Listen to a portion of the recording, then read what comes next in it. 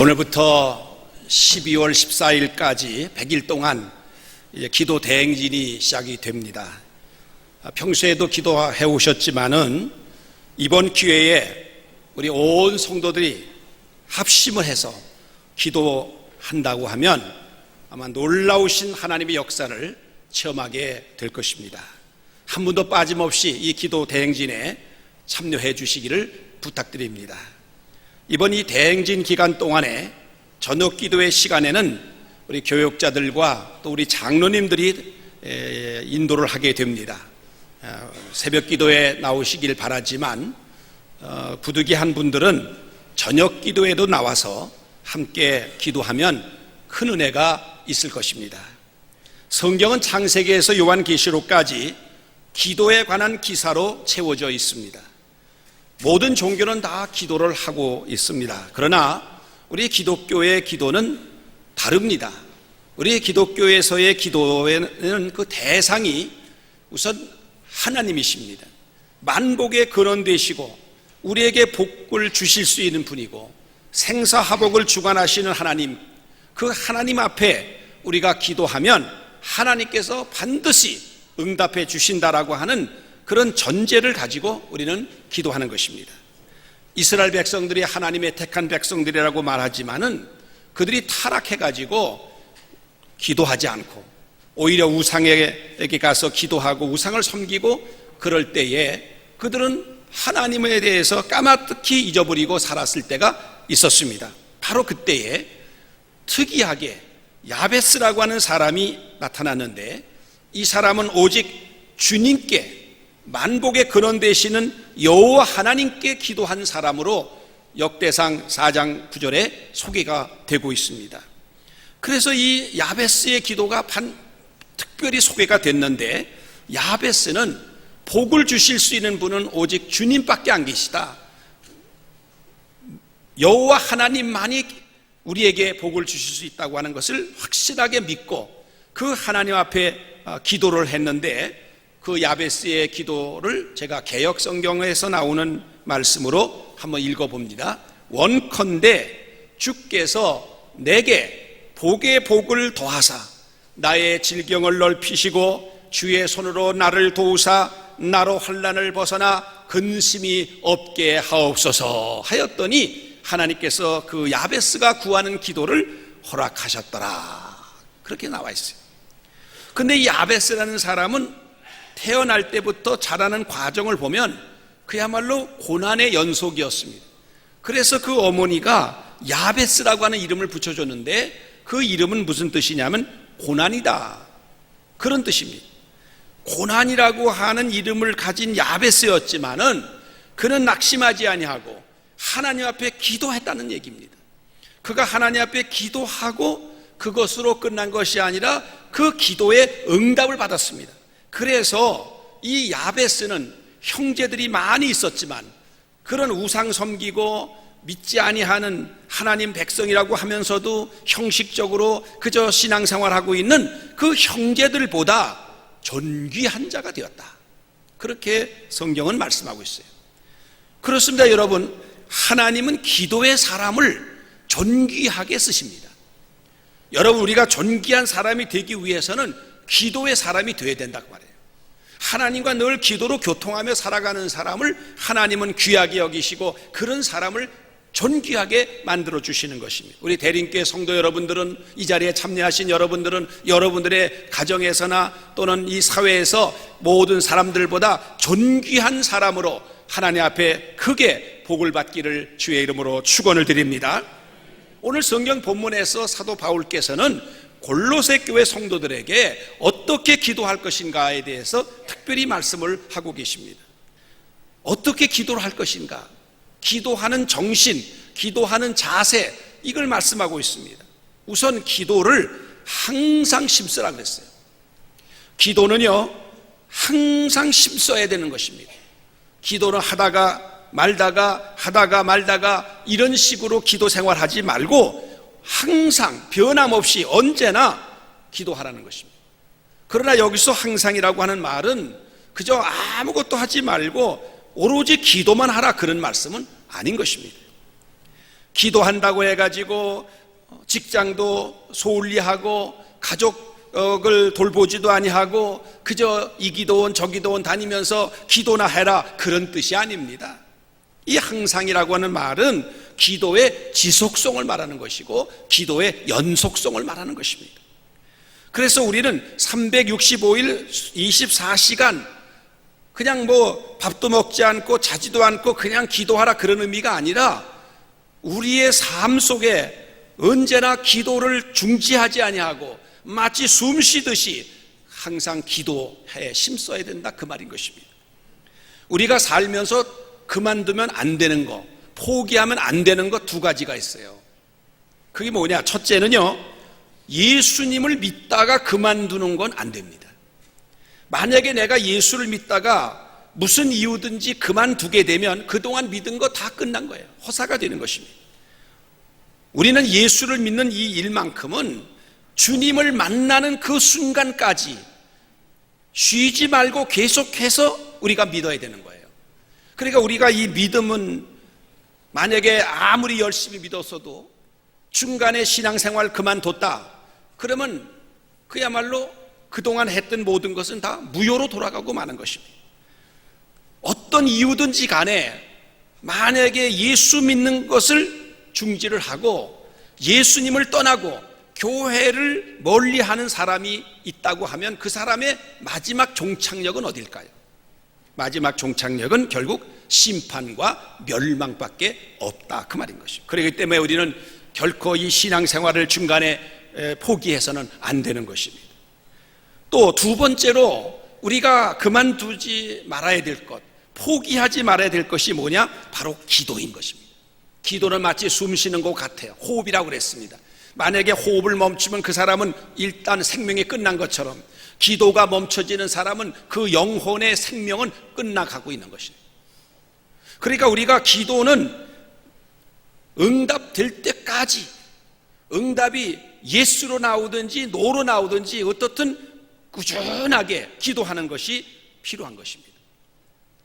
기도하다가 응답이 없다든지 또는 기도하다가 힘이 들다든지 하는 그 이유로 해서 만약 기도를 포기해버린다고 하면 아무런 의미가 없어지는 거예요.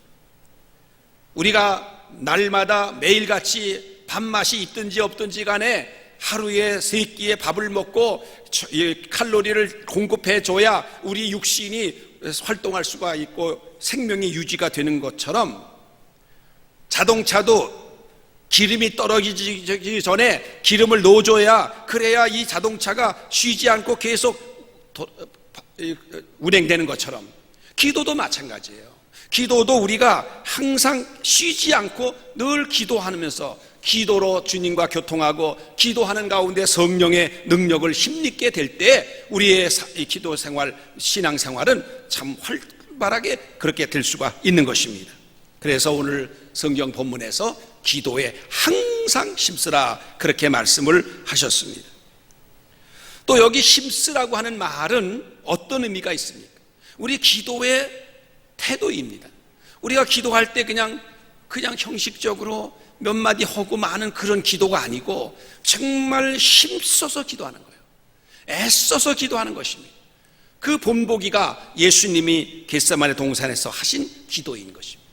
누가복음 22장 44절에 이런 말씀이 있어요. 예수께서 힘쓰고 애써 더욱 간절히 기도하시니 땀이 이 땅에 떨어지는 핏방울 같이 되더라, 그랬습니다.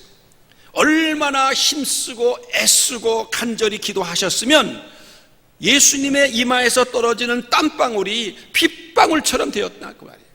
어느 성경학자가 이것을 이렇게 말합니다. 겟세마네 동산에서 예수님이 기도하실 때 정말 생명 걸고 애써서 기도하셨기 때문에 기도하는 가운데 못의 혈관이 터져가지고 땅구멍으로 피가 흘러내렸다, 그렇게까지 해석을 한 것을 봤습니다.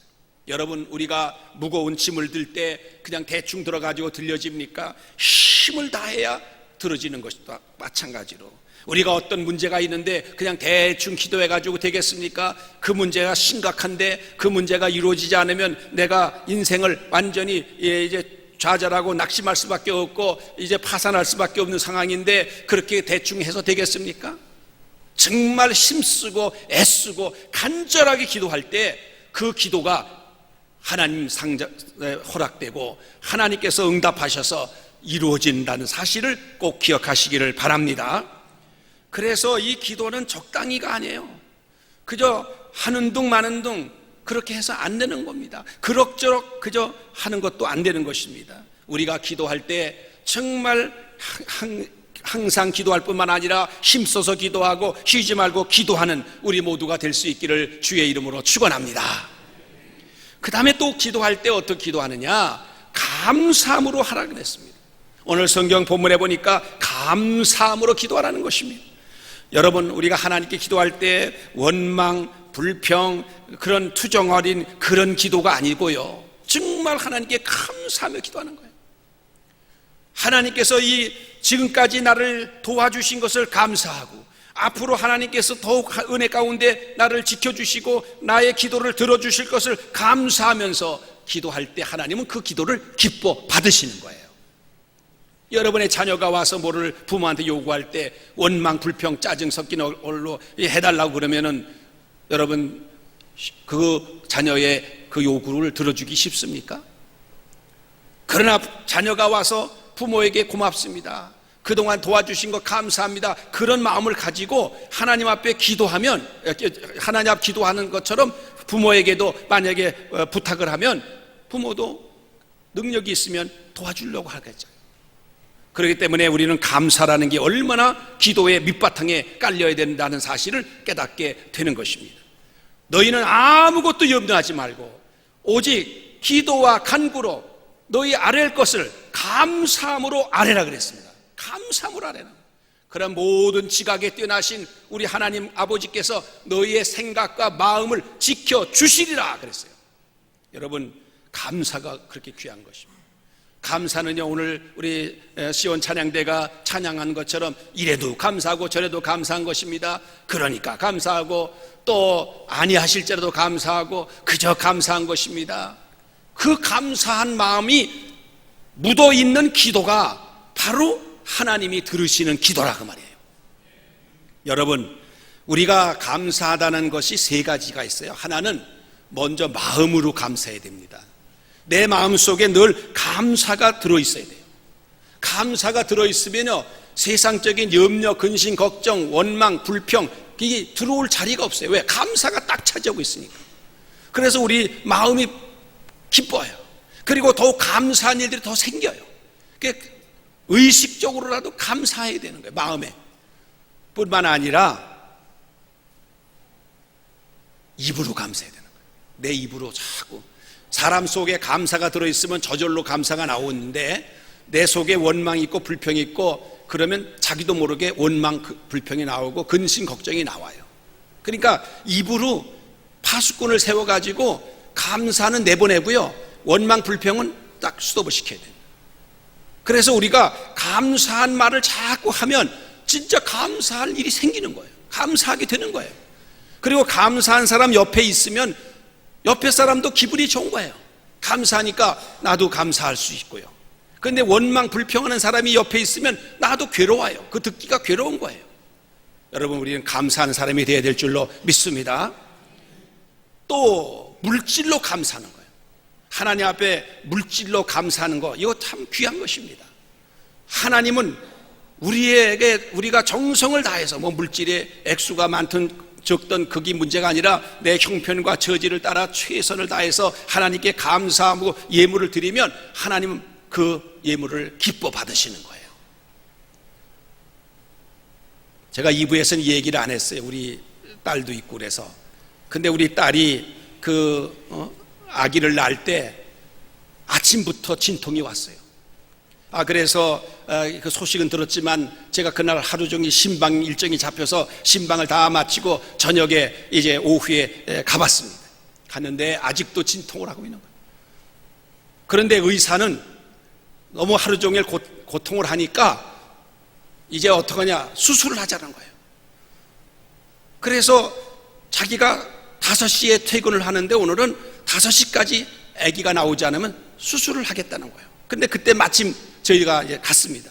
그 아기 낳는 분만실 옆에 이렇게 소파가 있어서 거기에 엎드려가지고 무릎을 꿇고 기도합니다. 그 딸의 그 애절한 그 고통 소리를 들으니까 견딜 수가 없는 거예요. 차라리 내가 아기를 낳았으면 좋겠더라고요. 기도하는데 정말 의사가 와가지고 이제 수술하십시다 그러면서 고무장갑을 끼고 이제 수술 준비하려고 들어왔어요. 그래서 제가 그 의사 선생님한테 그랬어요. 1시간만 좀 더 기다려달라고. 우리 자연분만하기를 원하니까 1시간만. 그랬더니 그러죠. 1시간 그러면 6시 되면 안 나오면 하겠습니다 이러고 갔어요.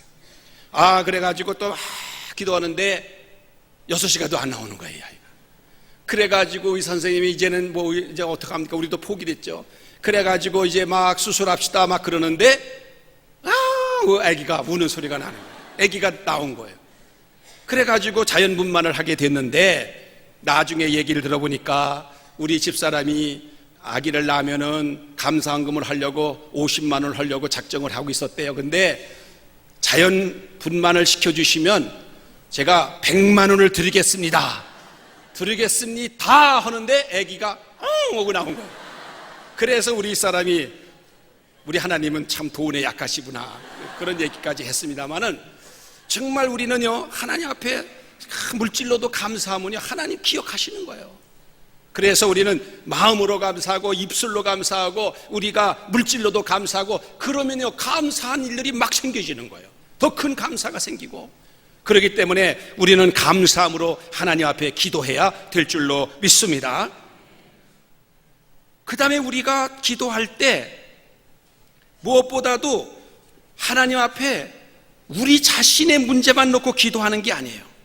우리가 정말 우리 나라를 위해서도 기도하고 우리 교회를 위해서도 기도하고 또 우리가 다른 사람을 위해서 중보하며 기도할 필요가 있는 거예요. 기도는 나 하나만을 위한 기도가 아니라 우리 기독교의 기도는 다른 사람을 위해서도 기도해요. 이거 중보 기도라고 말을 하는데 그게 필요한 거예요. 다른 종교는 자기만 위해서 기도하는 거예요. 자기 잘 되게 해달라고, 자기 복 받게 해달라고. 그러나 우리 기독교는 그렇지 않아요. 다른 사람까지 복을 받게 해주십시오. 문제가 해결되게 해주십시오. 도와주십시오. 중보 기도가 필요한 거예요. 오늘 성경 본문에 보니까 사도 바울께서 골로새 4장 3절에 이렇게 말씀했습니다. 또한 우리를 위하여 기도하되 하나님이 전도의 문을 우리에게 열어주사 그리스도의 비밀을 말하게 하시기를 구하라 그랬어요. 사도 바울은 지금 전도하다가 감옥에 갇혀 있어요. 전도의 문이 막히지 않게 기도해달라는 거예요. 사도 바울도 인간이기 때문에 골로새 교회 성도들 뿐만 아니라 다른 교회 성도들에게 편지할 때마다 나를 위해서 기도해달라고 그렇게 부탁하곤 했습니다. 그러므로 우리가 기도할 때 우리는 내 문제를 위해서 물론 기도해야 되겠지만은 우리는 다른 사람을 위해서 기도할 필요가 있습니다.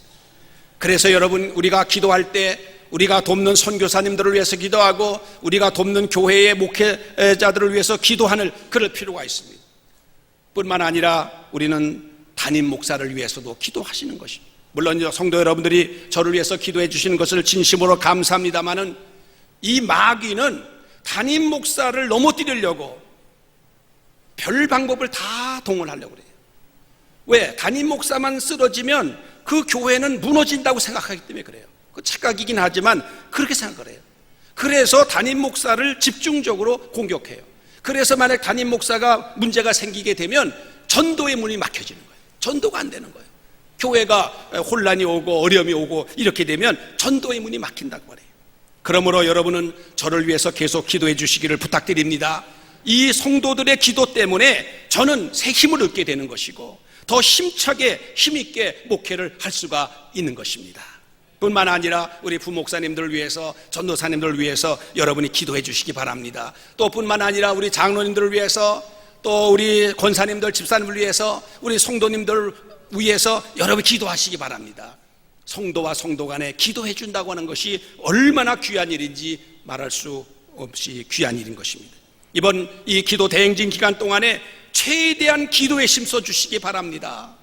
우리가 그저 시간 남았다 그러면 기도하시고 또 뿐만 아니라 우리가 차를 운전하면서도 기도하고 차를 타고 가면서 기도하고 그저 시간 될 때마다 늘 주님과 교통하는 그런 기도의 삶을 사시기 바랍니다.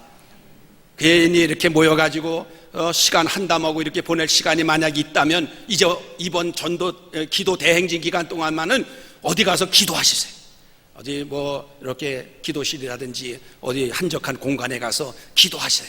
여러분, 기도가 여러분의 영혼을 살리고 여러분의 삶을 변화시키는 놀라운 역사를 일으켜 주실 줄로 믿습니다. 우리 성도들 가운데는 이렇게 수시로 교회에 와서 기도하는 분들이 계신데, 우리 성도들이 이번 기간만큼은 언제든지 기도하시기 바랍니다. 전도의 문이 열리기 위해서 기도하시기 바랍니다. 그렇게 우리가 이 기간 동안에 열심히 힘써서 애써서 기도하면 기도 온도는 5만도가 될 것입니다. 넘을 것입니다. 뿐만 아니라 자연스럽게 전도 온도도 300도가 넘게 될 줄로 믿습니다. 아무쪼록 기도하다가 성령 받기 바랍니다. 기도하다가 능력 받기를 바랍니다. 기도하다가 하나님의 은혜를 체험하기 바랍니다. 기도하다가 문제가 해결되는 역사가 있기를 바랍니다. 아무쪼록 기도의 사람이 되시기를 주의 이름으로 축원합니다. 축원합니다. 기도하겠습니다. 전지전능하신 하나님, 오늘부터 기도 대행진이 시작됩니다. 주님께서 함께 해주셔서 기도하는 성도들에게 은혜를 베풀어 주시옵소서. 정말 기도하는 이번 기간이 되게 하여 주시옵소서. 기도로 가정이 달라지게 하여 주시옵시고 직장이 새로워지게 하여 주시옵소서. 이번 기도 대행진 기간 동안에 놀라운 하나님의 역사를 체험하게 하여 주시옵소서. 기도로 교회가 기도하는 교회가 되게 해주시고 기도로 은혜 받게 하여 주시고 능력 받게 하시고 응답받는 놀라운 역사가 있게 하여 주시옵소서. 예수님의 이름으로 기도하옵나이다. 아멘.